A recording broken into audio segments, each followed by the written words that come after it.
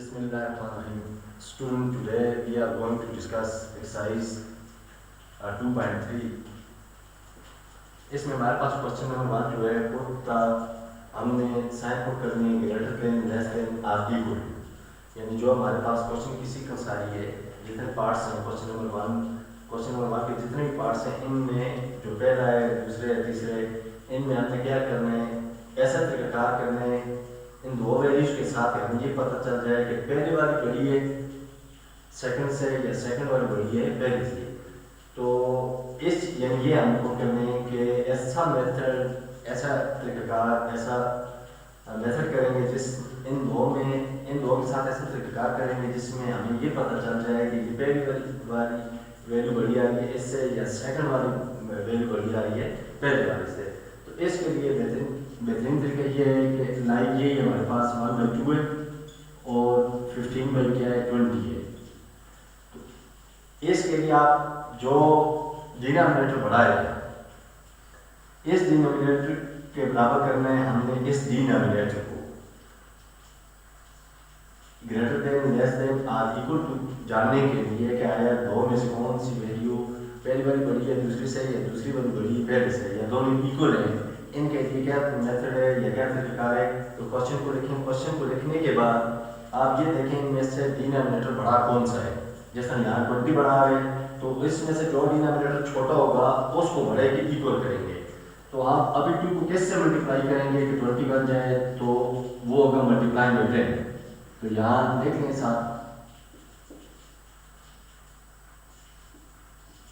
Multiplying by 10, हम जो पहले हमारे पास रेशनल नंबर है इसको हम 10 से मल्टीप्लाई करते हैं, लेकिन जब हम मल्टीप्लाई करेंगे तो हमने ये पहली क्लास में ये सीखा है कि जिस डिनोमिनेटर को जिस डिजिट से जिस नंबर से मल्टीप्लाई करेंगे उस डिजिट से या उस नंबर से डिनोमिनेटर को मल्टीप्लाई करेंगे सेम फ्रैक्शन के। तो क्या कर लेंगे 10 मल्टीप्लाई बाय 1, ये वाला आ गया 10 मैंने आपने से लाया और नीचे ये 2 यहाँ लिख लें और इसके साथ 10। अब अपनी दूसरी इक्वेशन को दूसरी फ्रैक्शन को उतार दें, 10 - 10 हो गया, 2 10 20 हो गया और फिर आगे आ गया 15/20। अब इन दोनों के डिनोमिनेटर उठाएं, यहाँ लिखें, इससे अब ये बात क्लियर हो जाएगी। यहाँ से पता चल रहा है कि 10 इज लेस देन किससे 15 से। तो इसका मतलब है जो हमारे पास फ्रैक्शन है, फ्रैक्शन के जो पार्ट है ये दोनों इनको दोबारा लिखें 1/2 और कितना आ गया 15/20। तो ये 1/2 इज लेस देन, यहाँ से हमें पता चला कि 10 इसका हिस्सा आ रहा है इस पहले का, तो इससे हमें पता चल रहा है कि 10 छोटा है किससे 15 से। तो इसका मतलब है पहली फ्रैक्शन जो हमारे पास है ये छोटी है किससे सेकंड फ्रैक्शन से। ये तरीकाकार है। अभी एक और में कर लेते हैं, फर्स्ट करते हैं, ये सेकंड है 2/-3 और 1/6 है। अब ये चीज तो मैंने आपको बता दी कि क्वेश्चन लिखने दोनों फ्रैक्शन लिखने के बाद हम ये देखेंगे कि इसमें से कौन सी फ्रैक्शन का डिनोमिनेटर बड़ा है। तो सेकंड वाली का डिनोमिनेटर क्या है, बड़ा आ रहा है। तो अब हमने फर्स्ट डिनोमिनेटर के साथ ऐसा डिजिट मल्टीप्लाई करना है जो 6 बन जाए। तो डेफिनेटली वो क्या आएगा 2 आ रहा है, लेकिन यहाँ डिनोमिनेटर में माइनस आ गया है। अगर मैं 2 से मल्टीप्लाई करता हूँ, इस क्वेश्चन को ये लिख देता हूँ 2/-3 और 1/6। अगर मैं इसको ये 2 × 2 -3 × 2, ये 2 मैंने आपने से लाया ताकि मैं इस 3 के साथ मल्टीप्लाई करूँ तो ये 6 बन जाए, तो वो 2 आया। तो आगे आ गया 1/6, 2 to the 4 और -6 हो गया, 1/2 हो गया 6। लेकिन यहाँ से हमारे पास गलती होगी क्योंकि डिनोमिनेटर हमारे पास माइनस आ गया है, जबकि यहाँ डिनोमिनेटर क्या है पॉजिटिव है। कीप दिस इन माइंड, अगर जिस डिनोमिनेटर को आप इक्वल करना चाहते हैं दूसरे डिनोमिनेटर के, तो जिसको इक्वल करना चाहते हैं उसके साथ अगर माइनस आ गया, नेगेटिव साइन आ गया, माइनस आ गया, तो आप नया आंसर जो लाएंगे वो भी नेगेटिव का लाएंगे। क्योंकि अगर जिस तरह मैंने अभी पॉजिटिव से मल्टीप्लाई कर दिए तो यहाँ -6 और 6 दोनों में डिफरेंस आ गया, -6 के गुना छोटा है 6 से।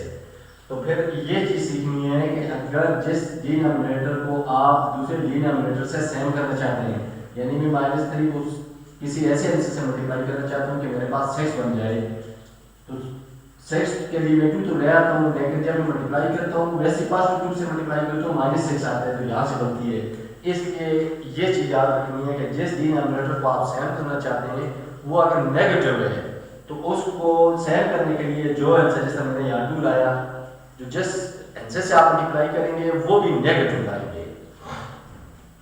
तो यहाँ 2 आई क्या गया -3। अब मैं मल्टीप्लाई कर रहा हूँ इसको -2 से मल्टीप्लाई करूँगा ताकि मेरे पास +6 बन जाए, चूंकि जिसके साथ हम बराबर कर रहे हैं वो हमारे पास पॉजिटिव है, यानी पॉजिटिव 6 है। तो ऊपर भी हमने -2 से मल्टीप्लाई किया, 2 2 ज़ा 4, ये -4 हो गया, माइनस प्लस हो गया, 3 2 ज़ा 6। तो अब हमारे पास कहानी ठीक हो गई, जो हम प्रोसीजर कर रहे थे ठीक है। एक तरफ भी पॉजिटिव 6 आ गया, दूसरी तरफ भी पॉजिटिव 6 आ गया। तो अब नॉमिनेटर को उठाएं, दोनों के पहले का -4 है, दूसरे का 1 है। तो यहाँ से क्लियरली पता चल रहा है कि -4 इज लेस देन क्या हो 1। तो इसका मतलब है जो पहली वाली फ्रैक्शन है 2/-3, ये हमारे पास क्या है जी, इट इज लेस देन 1/6। तो ये प्रोसीजर है। अगर पॉजिटिव डिनोमिनेटर जिसके साथ आप बराबर करना चाहते हैं और जिसको बराबर करना चाहते हैं दोनों पॉजिटिव है, फिर तो कोई ऐसा डिजिट लेकर आए जिसको आप बराबर करना चाहते हैं उसके साथ मल्टीप्लाई करते हैं, फिर तो ठीक है। लेकिन जब नेगेटिव आ गया हमारे पास डिनोमिनेटर, ये ध्यान रखेंगे कि इसके साथ माइनस न हो।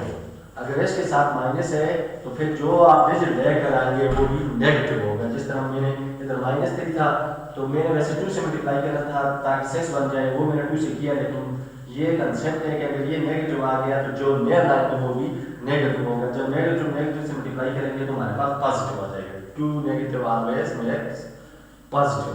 तो यहाँ भी ये पॉजिटिव 6 था तो ये भी क्या आ गया पॉजिटिव 6। तो ये इसमें क्वेश्चन नंबर जो पार्ट सेकंड है इसमें ये हमारे पास कंसेप्ट है गिवन। अब नेक्स्ट जो हमारे पास कर रहे हैं पार्ट 3 कर रहे हैं। पार्ट 3 में हमारे पास क्या आ गया, पार्ट 3 में हमारे पास आ गया -1/2, -1/5 और दूसरी तरफ आ गया 2/-10। अब इस ये बड़ा है, हमने क्या करना है इस 5 के साथ ऐसे डिजिट को मल्टीप्लाई करने हैं कि ये जो 5 है ये भी क्या बन जाए 10 बन जाए। लेकिन इसके साथ आ गया माइनस। फिर बात अगर जिसको बराबर कर रहे हैं ये बनाइए, अगर जिसको बराबर कर रहे हैं वो नेगेटिव में है तो फिर भी हम नेगेटिव के अंश के साथ मल्टीप्लाई करेंगे, जो आपने से लाएंगे वो भी नेगेटिव होना चाहिए। लेकिन जिसके साथ ये दोनों एक दूसरे के उल्टे हैं, इसको मैं बराबर कर रहा हूँ और यहाँ इसके साथ बराबर कर रहा हूँ कि इस जैसा आना चाहिए। अगर वो भी नेगेटिव आ गया तो जिस अंश को आप बराबर करना चाहते हैं उसके साथ भी जो नया मल्टीपल आएंगे वो भी नेगेटिव होना चाहिए, ताकि जब नेगेटिव से मल्टीप्लाई करेंगे जो आंसर आएगा वो भी नेगेटिव आएगा, क्योंकि हम जिसके साथ बराबर कर रहे हैं वो भी क्या है नेगेटिव है। तो फिर हम क्या कर रहे हैं जी, इस 5 को 10 के बराबर करने के लिए हम -2 से मल्टीप्लाई कर देते हैं। -1 क्वेश्चन का आ गया मल्टीप्लाई बाय -2 और नीचे 5 क्वेश्चन का आ गया और -2 ये मैंने आपने से लाया 2/-10। उसी तरह देखें अब माइनस माइनस प्लस हो गया, 2 1 is 2 हो गया और नीचे प्लस माइनस माइनस हो गया, 2 5 are 10। तो अब देख रहे हैं मेरे पास जो डिनोमिनेटर है वो ना सिर्फ फ्रैक्शंस के लिहाज से अपनी वैल्यू के लिहाज से सेम है बल्कि साइन के लिहाज से भी सेम है। तो ये चीज़ याद रखनी है। अभी डिनोमिनेटर को उठाएं, दोनों क्या आ गए एक दूसरे के बराबर आ गए, तो यहाँ इक्वलिटी कर देंगे। इसका मतलब है -1/5 जो है ये इक्वल टू है इसके 2 और -10 के। वैसे भी अगर आप इसको यहाँ कैंसिल कर दें 2 1 is 2 2 5 are 10 तो हमारे पास ये पहला वाला -1 और 5 इसी तरह लिखेंगे और ये जो बाकी बचा -5 1 यहाँ से -5 यहाँ से 2 5 are 10। तो यहाँ से हमें पता चल रहा है कि -1/5 इज इक्वल टू किसके 1 और -5 के। तो इस पार्ट सेकंड और पार्ट में इसको दोबारा मेंशन कर रहा हूँ कि पार्ट सेकंड और पार्ट 3 में अगर हमारे पास ऐसे है, मसलन हमारे पास आ गया 3 और 5 और दूसरी तरफ हम ले लेते हैं 2 और क्या है जी 15। और ये जो पहला है ये हमारे पास ये मैं से आपको एक एग्जांपल दे दूंगा। एग्जांपल है मेरे पास कि अगर इन दोनों को कर रहे हैं बराबर कर रहे हैं तो ये जिसके साथ बराबर करेंगे वो पॉजिटिव आ गया और जिसको बराबर करेंगे वो नेगेटिव आ गया। तो इसके साथ अभी जो हिसाब मल्टीप्लाई करेंगे वो भी क्या होना चाहिए, नेगेटिव होना चाहिए, क्योंकि जब दो नेगेटिव मल्टीप्लाई होंगे तो हमारे पास जो आंसर आएगा वो इस पॉजिटिव के इक्वल आएगा। और सेकंड केस क्या है जिसमें आप इसी को लिख देते हैं 3 और ये 5 आ गया और 2 और -15 आ गया। अब जिसके साथ बराबर कर रहे हैं वो नेगेटिव आ गया और जिसको बराबर कर रहे हैं वो क्या आ गया, पॉजिटिव आ गया। तो वो प्रोसीजर यहाँ भी करेंगे, जो इस 5 के साथ मल्टीपल लाएंगे वो भी नेगेटिव होना चाहिए ताकि ये हमारा आंसर यहाँ भी नेगेटिव में आए, क्योंकि जिसके साथ बराबर कर रहे हैं वो ऑलरेडी क्या है, नेगेटिव है, ताकि उसके बराबर हो जाए।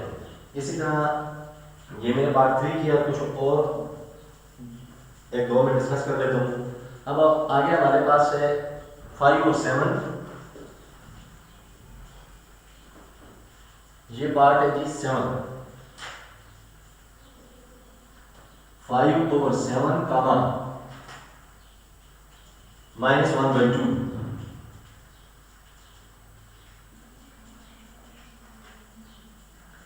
तो यहां देख लें, अब यहां ऐसे डिजिट आ गए जो अगर मैं किसी ये बड़ा है 7, अगर मैं 2 को किसी से भी मल्टीप्लाई करूँ ये 7 कभी नहीं बनता। 3 से करने से 6 आता है, 4 से करने से 8 आता है, 5 से करने से 10 आता है, जिससे बड़ा आ रहा है। ऐसी सूरत में जब आप देख लें कि ऐसा केस आ गया जिसमें डिनोमिनेटर एक दूसरे के बराबर किसी सूरत नहीं हो सकती। हाँ, एक सूरत है कि आप अगर 7 से मल्टीप्लाई करते हैं तो 2 से करते हैं, तो उससे इसी तरीका क्या है कि आप उसको क्रॉस मल्टीप्लाई करते हैं।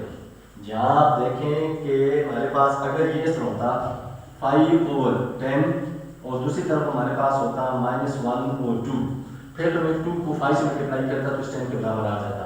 लेकिन ये हमारे पास क्या केस आ गया है कि एक तरफ आ गया हमारे पास प्राइम नंबर, ऑड नंबर, और दूसरी तरफ इवन नंबर है। तो इस इवन नंबर को, चूंकि इवन नंबर जब इवन से मल्टीप्लाई होते हैं या आठ से मल्टीप्लाई होते हैं तो बनाते हैं क्या चीज, वो इवन नंबर बनाते हैं। तो ऐसी सूरत जब देख रहे हैं कि दोनों डिनोमिनेटर ऐसे आ गए हैं, लाइक 5 और 9 आ गया और दूसरी तरफ आपके पास आ गया जी 3 over 8 आ गया।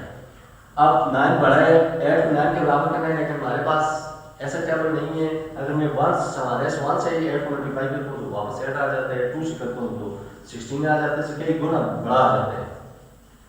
तो ऐसी सूरत में आप यहाँ देखेंगे कि हमारा ये वाला प्रोसीजर नहीं चल रहा, कि जहाँ पर बड़े डिनोमिनेटर के साथ हमने छोटे डिनोमिनेटर को बराबर करना होता है, आप उसमें बेच लेकर आते हैं, मल्टीप्लाई करते हैं, हमारा मतलूबा बन जाता है। लेकिन ऐसा क्या है जिसमें आप देख लें कि डिनोमिनेटर ऐसे आ गए जो एक दूसरे के मल्टीपल में नहीं आ रहे हैं, जब मैं मल्टीप्लाई करता हूँ तो या तो बहुत ज़्यादा आ जाता है या बहुत कम आ जाता है।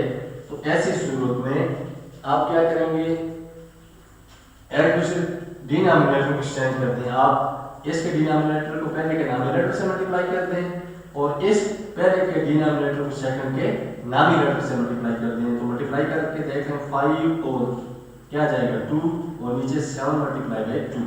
अब यहाँ आ जाए -1 मल्टीप्लाई बाय क्या आ जाएगा 7 और 2 मल्टीप्लाई बाय क्या आ जाएगा 7, यानी इसका डिनोमिनेटर ये वाला 2 ये आ गया। इसको मैंने 5 के साथ भी किया और 7 के साथ भी किया। इसी तरह इसके डिनोमिनेटर को मैंने -1 के साथ भी किया और 7 के साथ भी किया। तो ये बन गया हमारे पास 2 5 are 10 और ये कितना आ गया 2 7 are 14। अब 7 1 is 7 - 7 7 2 are 14। अब डिनोमिनेटर सेम आ गए। अब आप क्या कर सकते हैं, इक्वल कर सकते हैं। तो इनके डिनोमिनेटर को उठाएं, चेक करें इनको। तो -10 क्या आ रहा है, छोटा -7 छोटा आ रहा है किससे 10 से, इसका मतलब है 10 is greater than -7। तो यहाँ लिख लेंगे 5 और 7 is greater than -1/2। तो ये 3 डिफरेंट किस्म के कंसेप्ट हैं कि ऐसे जिसके साथ आप बराबर कर रहे हैं वो नेगेटिव आ रहा है, एक ऐसा जिसको बराबर कर रहे हैं वो नेगेटिव आ रहा है, और एक ऐसा आ गया जिसमें बराबर होने के कोई चांसेस ही नहीं है। तो ऐसी सूरत में यहाँ देखें बराबर हो सकते हैं, फिर तो कोई डिजिट नहीं है प्लस माइनस का ख्याल रखते हुए।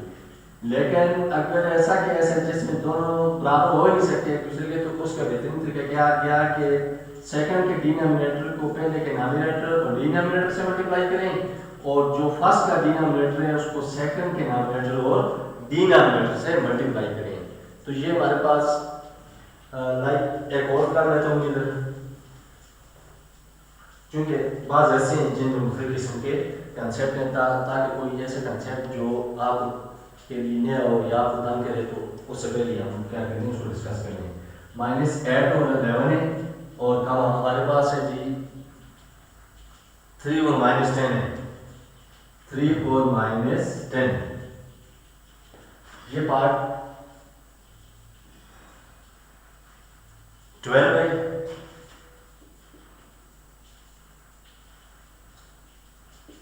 और ये पार्ट था 7। अभी देख लें यहाँ पर भी वही केस आ गया है कि 11 बड़ा है और 10 छोटा है। आम तरीक़ाकार हम ये करते हैं जो बड़ा है उसके बराबर करते हैं उसको जो छोटा होता है, लेकिन यहाँ पर भी हमारे पास वही केस आ गया 10 के टेबल में ऐसे कोई टेबल नहीं है हमारे पास जिसको मल्टीप्लाई करें तो 11 बन जाए।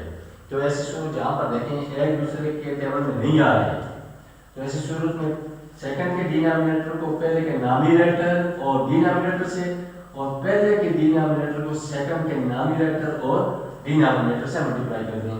तो क्या आ गया, यहाँ -10 है, -10 मल्टीप्लाई बाई -8। याद रखें जो सिंबल होगी जो साइन होगा हम उसको साथ लेकर आएंगे, मल्टीप्लिकेशन में वो साथ होगा। तो नीचे क्या आ जाएगा 11 मल्टीप्लाई बाई -10।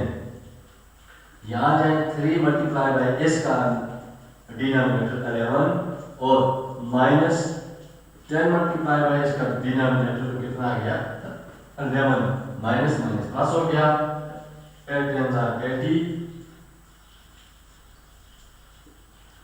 और प्लस माइनस 10 110 और इस तरफ 11 33 और कितना आ गया जी 110 तो प्लस माइनस। अब देख लें दोनों के डिनोमिनेटर क्या है सेम आ रहे हैं। तो आपने नॉमिनेटर को उठाएं 180 और 33 इन दोनों में कंपैरिजन करें तो 180 बड़ा है, इसका मतलब 180 इज ग्रेटर देन 33। तो पहली जो फ्रैक्शन है हमारे पास -8 और 11 इज ग्रेटर देन किसके 3 ओवर -10 के। तो ये मुख्तलिफ किस्म के हमारे पास हैं जी कंसेप्ट हैं, इसमें जो इन्वॉल्व हो गए। लाइक पार्ट कर लेते हैं जी 9। ये तो मैं आपके समझ पार्ट 9 को डिस्कस कर लेता हूँ, फिर क्वेश्चन नंबर 2 पर प्रोसीड करते हैं। तो पार्ट 9 हमारे पास जी 4 ओवर -100 और -1 और कितना आ गया जी 25। यहाँ पर गौर देखने से हमें पता चल गया कि ये डिनोमिनेटर यानी कि अगर साइन को छोड़ दें तो 100 बड़ा है 25 से if we escape the sign. तो हमने अभी क्या करना है 25 को बराबर करना है किसके 100 के। तो 25 को 4 से मल्टीप्लाई करेंगे तो 100 बन जाएगा। लेकिन यहाँ पर हमारा इस चीज़ का ध्यान रखना है, ख्याल रखना है कि जिसके साथ हम बराबर कर रहे हैं वो नेगेटिव आ गया है।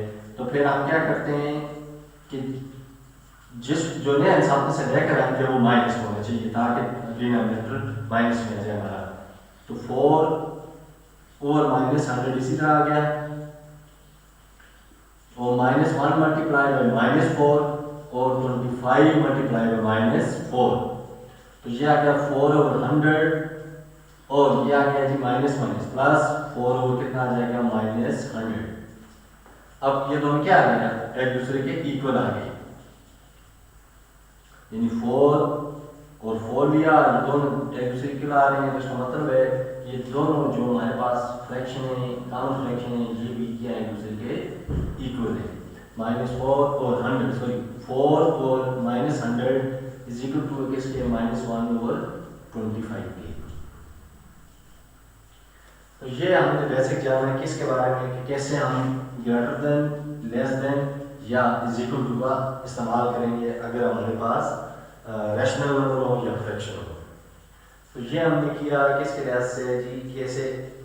तो इसके बारे में हमें प्रोसीजर को जाना कि अगर डिनोमिनेटर माइनस आ रहा है तो जिसके साथ बराबर कर रहे हैं, जो नया आंसर लेकर आएंगे उसके साथ भी माइनस होना चाहिए, और जिसके साथ बराबर कर रहे हैं अगर वो नेगेटिव आ रहा है तो जिसको बराबर कर रहे हैं उसके साथ जो नया आंसर लेकर आएंगे वो भी किस होना चाहिए, माइनस होना चाहिए। और ऐसा फिर हमने पढ़ा जिसमें दो डिनोमिनेटर एक दूसरे के बराबर नहीं आ रहे थे किसी भी मल्टीपल में, तो ऐसी सूरत में हम क्या करते हैं कि जो सेकंड का डिनोमिनेटर है उसको फर्स्ट के नॉमिनेटर और डिनोमिनेटर से मल्टीप्लाई करेंगे, और जो फर्स्ट का डिनोमिनेटर है उसको सेकंड के नॉमिनेटर और डिनोमिनेटर से मल्टीप्लाई करेंगे। तो ये था हमारा क्वेश्चन नंबर 1। अब प्रोसीड करते हैं क्वेश्चन नंबर 2 पर। तो क्वेश्चन नंबर 2 हमारे पास जो है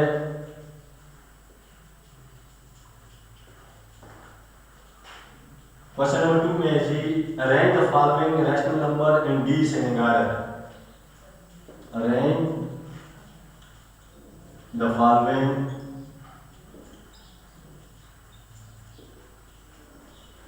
रैशनल नंबर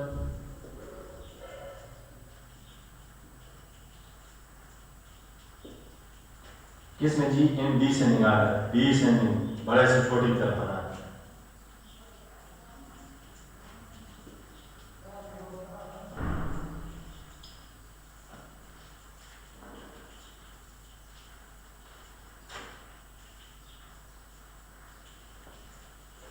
तो इसमें जी हमारे पास पहले है 1/2।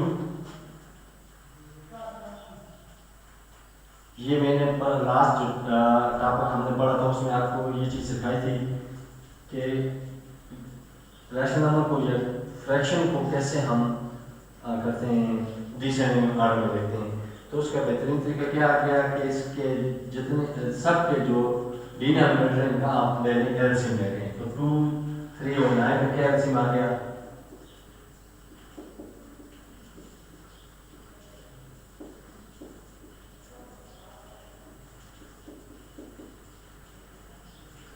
तो here LCM is कितना इंटीग्रेटिंग। अब इस LCM को देखते हुए जितने डिनोमिनेटर हैं हम उनको बराबर करेंगे इस एडिंग के। तो इस 1/2 में डिनोमिनेटर को, नॉमिनेटर को नहीं, डिनोमिनेटर को। अब इस 1/2 को मैं किस से मल्टीप्लाई करूँ, यानी इस 2 को किस से मल्टीप्लाई करूँ कि एडिंग बन जाए, तो वो अगर 9, तो 9 को आप नीचे भी लिखेंगे, 9 को आप ऊपर भी लिखेंगे। तो आगे प्रोसीड करें 2/3। अब 3 को किस से मल्टीप्लाई करूं कि 18 बन जाए, तो 6 नीचे भी 6 ऊपर भी। तो 8 और 9, इस 9 को मैं किस से मल्टीप्लाई करूं जी, 18 बन जाए तो 2 से। 2 से एक तरफ भी किया और 2 से दूसरी तरफ भी किया, तो 9 - 9 हो गया। 2 9 ज़ा कितना हो गया जी, 18 हो गया। अब 6 3 ज़ा 6 2 ज़ा 12 हो गया। 6 3 ज़ा कितना हो गया, 18 हो गया। 8 2 ज़ा 16 हो गया और 9 2 ज़ा 18 हो गया। सब डिनोमिनेटर सेम आ गए। अब नॉमिनेटर को उठाएं, 9 12 16। तो इनको आप कर लें अरेंज करके लिखें, चूंकि डिसेंडिंग में लिखने हैं 16, इसके बाद 12 छोटा है और उसके बाद क्या छोटा है जी, 9 छोटा है 12 से। तो हमारे पास 16 जो यह है, ये है, इससे 8 और 9 जो है ये सबसे पहले आ जाएगा 8 और 9। इस जे क्या है जी, बड़ा है किससे, दूसरा हमारे पास क्या है 12। तो 12 हमारे पास कहाँ से आया, नहीं सॉरी, दूसरा हमारे पास 12 यहाँ से आया। तो ये 2/3 से, 8/9 बड़ा है 2 किससे जी, 3 से। और ये बड़ा है जो हमारे पास रहेगा लास्ट में कौन सा, 1/2 से। तो ये तरीकाकार है हमारे पास कि जो रैशनल नंबर है उनको हम डिसेंडिंग ऑर्डर में कैसे लिखेंगे। तो क्या तरीकाकार आ गया, इसके लिए जो गिवन फ्रैक्शन है उनमें से डिनोमिनेटर का आप एलसीएम ले लें। एलसीएम लेने के बाद पहली फ्रैक्शन लिखें और उसको देखें कि इसमें डिनोमिनेटर को मैं किस से मल्टीप्लाई करूं कि हमारे एलसीएम यानी 18 के बराबर आ जाए। तो वो था 9, लेकिन 9 क्योंकि डिनोमिनेटर के लिहाज से चेक कर रहे हैं, तो जो हमारा मतलूबा डिजिट होगा उसको उसी के नॉमिनेटर से भी मल्टीप्लाई करेंगे। अब दूसरा 2/3 था। अब 3 को किस से मल्टीप्लाई करूं कि हमारा एलसीएम यानी 18 आ जाए, तो वो 6 से। तो 6 को मैंने नीचे मल्टीप्लाई किया और 6 को ऊपर भी यानी नॉमिनेटर के साथ भी। और तीसरा था 8 और कितना जी 9। अब 9 को किस से मल्टीप्लाई करूंगा, तो 2 से मल्टीप्लाई करूंगा, 18 बन जाएगा यानी हमारा एलसीएम बन जाएगा। तो उस 2 को मैंने नीचे भी मल्टीप्लाई किया और ऊपर भी मल्टीप्लाई किया। अब इनको सॉल्व करने के बाद 9/18 बना, 12/18 बना, 16 और 18 बना। तो अगर आप इसको मजीद इस तरह करना चाहें, ये इस तरह भी हो सकते हैं, 9 1 इस तरह और आसानी हो जाएगी। 9 2 18, लेकिन एक ही डिजिट से याद रखना है। 6 2 12, 6 3 18 और 4 यहाँ पर जाकर आगे 2 से हो सकते हैं। 2 8 16 और 2 9 18। अब हमारे पास बच गया है, पहला बच गया 1/2 और दूसरा क्या बच गया 2/3 और तीसरा क्या है 8/9। अगर आप ये चेक करना चाहते हैं कि जो हमारा एलसीएम आया है और जो में हमने डिजिट लेकर आए हैं एलसीएम के बराबर करने के कहीं उसमें गलती तो नहीं आ रही, तो ये प्रोसीजर है। नीचे प्रोसीड करने से पहले आप चेक कर लें कि क्या इनको अगर हम कैंसिल आप करें तो क्या हमारा क्वेश्चन वापस आता है। तो याद देख लें कि जो नया एलसीएम लेकर आया था जब मैंने उनको मल्टीपल से कैंसिल किया तो हमारा क्वेश्चन वापस आया। इसका मतलब we are going on in a right direction या ऑन राइट ट्रैक। तो फिर उसके बाद आप क्या कर लें, मल्टीप्लाई करने के बाद इनको रद्द कर लें, चेक कर लें 9 12 16। तो 16 सबसे बड़ा है, डिसेंडिंग ऑर्डर में लिख लें। फिर 12 छोटा है, फिर 9 छोटा है, तो फिर चेक करें कि 16 किसका था। तो 16 यहाँ से आया था, 16 हाँ यहाँ का है। तो ये पूरी फ्रैक्शन यानी ये पहला अगर आपने तो लिख दिया उसके बाद दूसरे भी चेक कर लें, उसके बाद कर लें, फिर तीसरी भी चेक कर लें। इस तरह डिसेंडिंग ऑर्डर में आप इसको प्रोसीड करें। इसी तरह से पार्ट कर लेते हैं जी सेकंड। पार्ट सेकंड को भी करके देख लेते हैं कि डिसेंडिंग ऑर्डर में आप गिवन जो हमें गिवन फ्रैक्शन है वो कैसे होगी। तो पार्ट सेकंड क्या कह रहे हैं इसका 1/6 3/4 और 1/2। तो अभी क्या करना है, इनको हमने लिखे हैं डिसेंडिंग ऑर्डर में। तो इसके लिए आपने ये सीखा है कि जितने इसके डिनोमिनेटर इनका लेंगे एलसीएम। तो एलसीएम लेने से हमारे पास क्या एलसीएम आता है उसको चेक कर लेते हैं। 6 then 2 है, फिर 4 है, फिर 6 है हमारे पास। तो 2 1 is 2, 2 2 are 4 और 2 3 are 6। फिर इसी तरह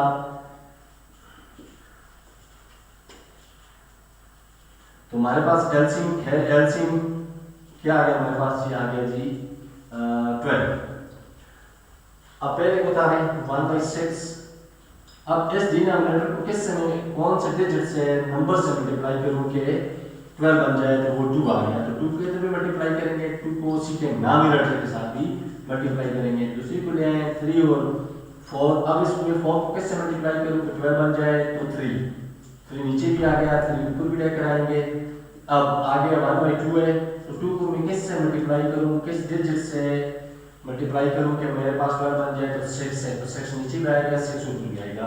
अब इनको मजीद सॉल्व करें, सिंपलीफाई करें। 2 1 is 2, 6 2 are 12, 3 3 are 9, 4 3 are 12 और 6 1 is 6 और 2 6 are 12। तो डिनोमिनेटर सबके सेम आ गए। तो आपने इस तरह देखें 2 9 और 6। अब सबसे पहले आप इनको बराबर करें, डिसेंडिंग ऑर्डर में 9 से छोटा है 6, 6 से छोटा है 2। तो 9 हमारा यहाँ से आया, इसका मतलब है ये हमारा सेकंड दरमियान वाला है, तो ये हमारा सबसे पहले आएगा। 3 और 4 ये बड़ा है किससे,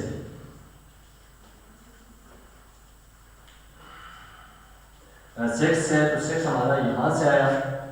तो ये 3 और 4 इज ग्रेटर देन किससे, 1/2 से, और 1/2 इज ग्रेटर देन किससे जी, हमारा लास्ट वाला 1/6 से। तो ये तरीका हमने किया कि कैसे हम अपने गिवन जो क्वेश्चन है यानी रैशनल नंबर है इनको कैसे डिसेंडिंग ऑर्डर में लिखेंगे।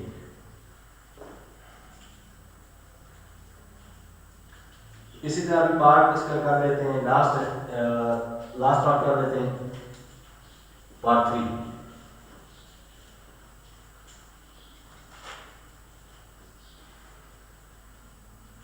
वो हमारे पास 4 और 7, 1 और 4, 5 और 6। तो इनको देख रहे हैं कि इसमें डिसेंडिंग ऑर्डर लिखना है, तो डिसेंडिंग लिखने के लिए हम क्या करेंगे, बराबर करेंगे अपने किसको, डिनोमिनेटर को। तो इनके एलसीएम ले लेते हैं, 4, 6 और 7। तो कौन सी काम है, 2 are 2, 3 are 7, 2 1 is 3 और 7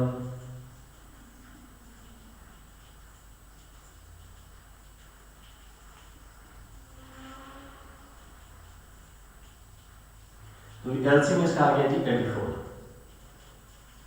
एलसीएम इज कितना आ गया जी 84। तो अब पहले बता बनाए 4 और 7। अब 7 को मैं किससे मल्टीप्लाई करूं कि हमारे एलसीएम यानी 84 बन जाए, तो वो आ गया 12। तो 12 नीचे मल्टीप्लाई किया, 12 को भी मल्टीप्लाई करेंगे। अब दूसरे पर आ जाए 1 और 4, तो 4 को मैं किससे मल्टीप्लाई करूं कि 84 बन जाए, वो आ गया 21। तो 21 को आप नीचे भी मल्टीप्लाई करें, 21 को आप ऊपर भी मल्टीप्लाई करें, तो तीसरा आ गया हमारे पास 5 और 6। तो 6 से मैं किस को मल्टीप्लाई करूं कि बन जाए 84 बन जाए,